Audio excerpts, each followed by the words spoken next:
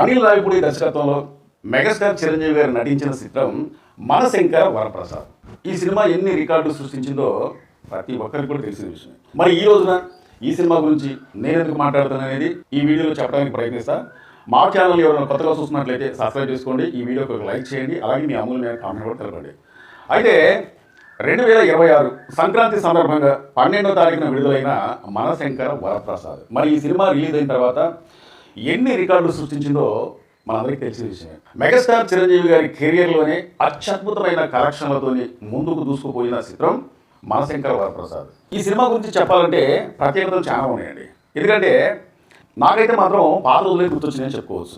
Cinema theatre దగ్గరికి వెళ్ళిన తర్వాత సినిమా చూద్దామని చెప్పి సినిమా థియేటర్ దగ్గరికి వెళ్ళిన తర్వాత ముందర ఈ మధ్యకాలంలో కాదు, దాదాపు కొన్ని దశాబ్ద కాలంగా నుంచి గేట్ల ముందు హౌస్ఫుల్ బోర్డు అనేది పడడం అనేది చాలా కొత్తగా అనిపించింది అన్నమాట. అంతేకాకుండా సినిమా టిక్కెట్ల కోసం కూడా తోపులాటలు జరిగిన, అంటే ఆన్లైన్లో బుకింగ్ అనేది అయిపోయినా కానీ కొంతమంది కొన్ని టిక్కెట్లైనా బుకింగ్లో ఇస్తారు కాబట్టి ఆ టిక్కెట్ల కోసం కూడా ఏదో యుద్ధం చేస్తున్నట్టుగా పోరాడి టిక్కెట్లు తీసుకున్న అభిమానులు కూడా ఉన్నారనమాట. అంతేకాకుండా సినిమాలో సీనియర్ నటులు మెగాస్టార్ చిరంజీవి గారు అలాగే విక్టరీ వెంకటేష్ గారు కలిసి నటించడం అనేది ఇక ఇంతకన్నా అభిమానులకు పెద్ద సెలబ్రేషన్ అనేది ఏం లేదనుకుంటా. దాదాపు మన తెలుగు ఇండస్ట్రీలో సీనియర్ నటులు అంటే బాలకృష్ణ గారు, చిరంజీవి గారు, వెంకటేష్ గారు, నాగార్జున గారు. ఇంతవరకు వీళ్ళు కలిసి నటించిన సినిమా అంటూ ఏదీ లేదనమాట.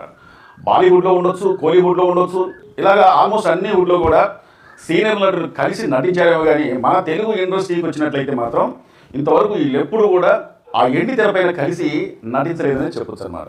ఈ సినిమాకి మొత్తం మీద వెంకటేష్ గారు, చిరంజీవి గారు ఆ ఎండి తెరపైన కనిపించడం అనేది ప్రతి ఒక్క అభిమానిని ఆకర్షించింది అనమాట. మరి అనిల్ రావిపూడి గారికి ఎలాగా ఆ ఐడియా అనేది వచ్చిందో ఏమో నాకైతే తెలియదు, కానీ ఆ ఐడియా రావడం, ఆ స్టోరీ అనేది, ఆ లైన్ అనేది ఆ విధంగా రాసుకోవడం కూడా గొప్ప విశేషంగా చెప్పుకోవచ్చు అనమాట. అంతేకాకుండా ఈ సినిమా కలెక్షన్ల పరంగా చూస్తే దాదాపు 350 కోట్ల పైచిలుకు సాధించిందంటే మెగాస్టార్ చిరంజీవి గారి కెరియర్లోనే, అంతేకాకుండా ఈ సినిమాలో నటించిన వెంకటేష్ గారి కెరియర్లోనే, ముఖ్యంగా అనిల్ రావిపూడి దర్శకత్వంలో ఇంతకుముందు ఎన్నో సినిమాలు వచ్చినాయి, కానీ ఆ సినిమాలకు మించి ఈ సినిమా కలెక్షన్ల పరంగా అయితే మాత్రం దూసుకుపోయిందని చెప్పుకోవచ్చండి.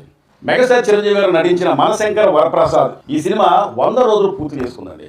100 రోజులు పూర్తి చేసుకున్న సందర్భంగా ప్రతి ఒక్క అభిమాని కూడా సెలబ్రేషన్ చేసుకున్నాడు. చాలా ఆనందం అనిపించింది అన్నమాట. ఎందుకంటే ఈ రోజులలో 100 రోజులు పూర్తి అవ్వాలంటే ఆషామాషి సినిమా అయితే మాత్రం 100 రోజులు పూర్తి అవ్వాలి. ఎందుకంటే ఎలాంటి సినిమా అయినా, ఎంత బ్లాక్ బస్టర్ హిట్ సినిమా అయినా కానీ ఈ రోజుల్లో 50 రోజులు ఆటమే కానా కష్టం.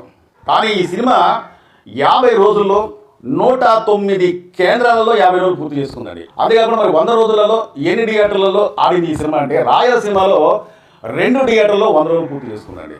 100 రోజులు పూర్తి చేసుకున్నదే కాకుండా ఒక రీజనల్ సినిమా దాదాపు 100 కోట్ల రూపాయలు వసూలు చేసిందంటే మామూలు విషయం కాదన్నమాట. ఇదంతా కూడా మెగాస్టార్ గారి మ్యానియా అని చెప్పొచ్చు అనమాట. ఎంతోమంది మెగాస్టార్ చిరంజీవి గారిని విమర్శించారు. నా ఛానల్ ద్వారా నేను ఎన్నోసార్లు చెప్పాను, కానీ ఈ సందర్భం బట్టి మరోసారి చెప్పాల్సి వస్తుంది అనమాట. నీ వయసు తగ్గ సినిమాలు, పాత్రలు నువ్వు ఎన్నుకోవచ్చు కదా. 7-10 వయసులో 35 నుంచి 40 సంవత్సరాల మధ్య కనిపిస్తున్న యువ హీరోలాగా నువ్వు ఎందుకు కనిపిస్తున్నావు? ఎంతోమంది సీనియర్ హీరోలు వాళ్ళ కథలు ఎలాగ ఉంటున్నాయి, వాళ్ళ పాత్రలు ఎలాగ ఉంటున్నాయి. ఉదాహరణకు కమల్ హాసన్ గారు ఎలాంటి పాత్రలు ఎన్నుకుంటున్నాడు, రజనీకాంత్ గారు ఎలాంటి పాత్రలు ఎన్నుకుంటున్నాడు అని చెప్పి ఉత్తుత్త సలహాలు ఇచ్చేవారు సోషల్ మీడియాలో మధ్యకాలంలో చాలా మంది ఏర్పడ్డారు అనమాట. కానీ నాకు తెలియగలుగుతున్నా ఇదంతా కూడా అంటే 70 సంవత్సరాల వయసు వచ్చిందన్న ఉద్దేశంతోనే ప్రతి ఒక్కరు మాట్లాడారు. అంటే 70 సంవత్సరాల వయసు వస్తే కర్ర పట్టుకొని నడుము వంగిపోయి నడవాలంటే ఇబ్బందిగా, మాట్లాడేటప్పుడు కూడా వణుకు వచ్చే విధంగా మీరు కనిపించాలేమో నాకు అర్థం కావట్లేదు అనమాట. అసలు ఆ వయసులో కూడా అంతగానం డాన్స్ చేస్తూ, యాక్టింగ్ చేస్తూ 100 కోట్ల రూపాయలు అతను సినిమా ద్వారాగా సంపాదిస్తుందంటే అది గొప్ప విషయంగా భావించుకోవాలన్నమాట. అంతేగాని ఒక మనిషిని కించపరిచి మాట్లాడే హక్కు అనేది ఎవరికి లేదన్నమాట. ముఖ్యంగా అతని వయసు గురించి పదే చెప్పడం అనేది. అంతేకాకుండా మెగాస్టార్ చిరంజీవి గారు వరుస క్రమంలో ఒక్కో సినిమా లైన్లో పెడుతూ తన అభిమానుల కోరిక మేరకు ఇప్పటి వరకు కూడా అతను ఈ సినిమాల కోసం శ్రమిస్తుందంటే మరి మెగాస్టార్ చిరంజీవి గారి గురించి చెప్పుతూ కోడిగుడ్డు మీద ఈకలు పీకే వాళ్ళు సోషల్ మీడియాలో చాలా మంది ఉన్నారన్నమాట. సరే వీళ్ళ గురించి మనం ఎన్ని మాట్లాడుకున్నా కానీ నా స్వరపేటిగా వేస్ట్ అవడం తప్ప వీళ్ళైతే మారరు. మెగాస్టార్ చిరంజీవి గారు నటించిన మనశంకర వరప్రసాద్ సినిమా గురించి మనం ఒకసారి మాట్లాడుకుంటే అసలు అది ఏం లుక్ అండి బాబు. నిజంగా అతను వయసు అనేది కలవలే. నిజంగా చెప్తున్నా, ఒకప్పుడు చిరంజీవి ఏ విధంగా ఉన్నాడు, ఇప్పుడు ఏ విధంగా మారిండు అనేది మనం ఒకసారి గమనించాలన్నమాట.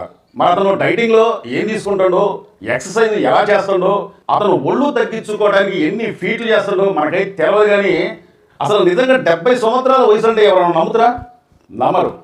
కానీ అలాగా మారడం కూడా నాటి జోక్ అనమాట. అదే కాకుండా ఈ సినిమా ఇప్పుడు 100 రోజులు పూర్తి చేసుకొని ఇదిగో ఇప్పటికైనా సరే ఒక మంచి సినిమా వచ్చిందంటే ఈ రోజుల్లో కూడా 100 రోజులు ఆడే సినిమాలు ఉంటాయి, మనం కరెక్ట్ చేస్తే అని నిరూపించుడు మెగాస్టార్ చిరంజీవి గారు. ఎందుకంటున్నారంటే ఈ మాట, అసలు రిలీజ్ అయిన ఒక 4-5 వారాల లోపే సినిమా అనేది రిలీజ్ చేస్తున్నారు. అంటే అది ఎంత బ్లాక్ బస్టర్ హిట్ అయినా, ఎంత అగ్ర హీరో ఆ సినిమాలో నటించినా, ఎన్ని వందల కోట్ల రూపాయల సినిమా కలెక్షన్ చేసినా కానీ ఓటీటీలోకి వెళ్ళిపోతున్నాయి అనమాట. అసలు ఓటీటీలోకి వెళ్ళిపోయింది అనుకోండి, చాలా మంది థియేటర్లోకి వెళ్ళి చూడరు, ఎందుకంటే మ్యాక్సిమం చూడరు. కానీ మనశంకర వరప్రసాద్ సినిమా మ్యానియా ఏంటో నాకైతే అర్థం కాదు. కానీ ఏంటంటే అసలు హౌస్ఫుల్ బోర్డు పడా, సినిమాలలో కుర్చీలు దొరక్క బయట నుంచి కొంతమంది కుర్చీలు తెచ్చుకొని సినిమా చూసారా? పిల్లలు, పెద్దలు, మహిళలు, వృద్ధులు, అసలు సరిగా కళ్ళు కనబడని వాళ్ళు కూడా సినిమా థియేటర్లోకి వచ్చి చూశారు, వృద్ధాప్యంలో ఉన్నవాళ్ళు. నాకు వెనకటి రోజులు ఎందుకు గుర్తొచ్చాయని నేను ఎందుకంటున్నానంటే, బైకుల్లోను, కారులోను, ఆటోలోను, లారీలోను, బస్సుల్లోను, ట్రాలీలోను, ట్రాక్టర్లోను, అంతకన్నా విచిత్రం ఏంటంటే ఎడ్ల బండిలో కూడా వచ్చి ఈ సినిమాను చూసి ఆనందంగా ఇంటికెళ్ళారండి. అంటే ప్రతి ఒక్క ప్రేక్షకుని, ప్రతి ఒక్క అభిమానుని, ఆ హీరో ఈ హీరో అంటూ ఏమి లేకుండా అందరి హీరోల అభిమానులు కూడా పదే రిపీట్ చేస్తూ ఈ సినిమాలు చూసి ఇంత పెద్ద బ్లాక్ బస్టర్ హిట్ అనేది అందించారన్నమాట. రాయలసీమలో 2 థియేటర్లో 100 రోజులు పూర్తి చేస్తుంది మనశంకర వరప్రసాద్. అంతేకాకుండా ఒక రీజనల్ సినిమా ఇన్ని 100 కోట్ల రూపాయలు కలెక్షన్ చేస్తా అంటే ఇదంతా కూడా నమ్మలేని నిజంగా చెప్పుకోవచ్చు అన్నమాట. ఎందుకంటే ఈ మధ్యకాలంలో మెగాస్టార్ చిరంజీవి గారు కూడా అంత హిట్లనే లేవు. అసలు ఈ సినిమా కూడా నిజంగా ఆడదా అనే ఉద్దేశం అనేది ఉంది. బాబీ గారి దర్శకత్వంలో మెగాస్టార్ చిరంజీవి గారు నటించిన వాల్తేరు వీరయ్య ఆ సినిమా కాడ నుంచి మెగాస్టార్ చిరంజీవి గారికి పెద్ద హిట్ అంటే ఏం లేదండి. కానీ మళ్ళీ ఈ సినిమాతోనే లైన్లో పడ్డారండి మెగాస్టార్ చిరంజీవి గారు. ఇక బ్యాక్ టు బ్యాక్ సినిమాతోని మళ్ళీ అతన్ని ప్రేమించే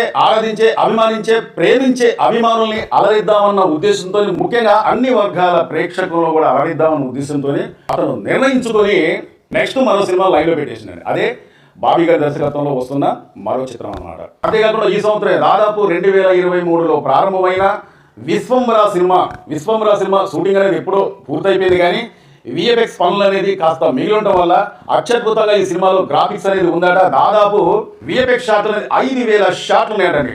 5,000 షాట్స్ అంటే మామూలు విషయం కాదన్నమాట. నాకు తెలిసినంత వరకు ఒక హాలీవుడ్ స్థాయిలో మాత్రమే అలాంటి సినిమాలు ఉంటాయి. సో ఈ సినిమా కూడా ఇదే సంవత్సరంలో ప్రతి ఒక్క అభిమానిని అలరించబోతుంది. ఇక బ్యాక్ టు బ్యాక్ సినిమాతోనే మెగాస్టార్ చిరంజీవి గారు విజృంభించబోతున్నారు. చాలా మంది మా వీడియో చూస్తున్నారు కానీ సబ్స్క్రైబ్ చేసుకుంటూ చూస్తున్నారంటే దయచేసి మీరు మమ్మల్ని సబ్స్క్రైబ్ చేసుకుంటే మమ్మల్ని ఎంకరేజ్ చేసేగా ఈ వీడియోపై ఒక లైక్ చేయండి, మీ అమూల్యమైన కామెంట్ తెలుపుతారని చెప్పి కోరుకుంటూ మా వీడియో నచ్చితే సబ్స్క్రైబ్ చేసుకోండి. మరో మంచి వీడియోతో మరి మీ ముందుకు వస్తా. Thank you.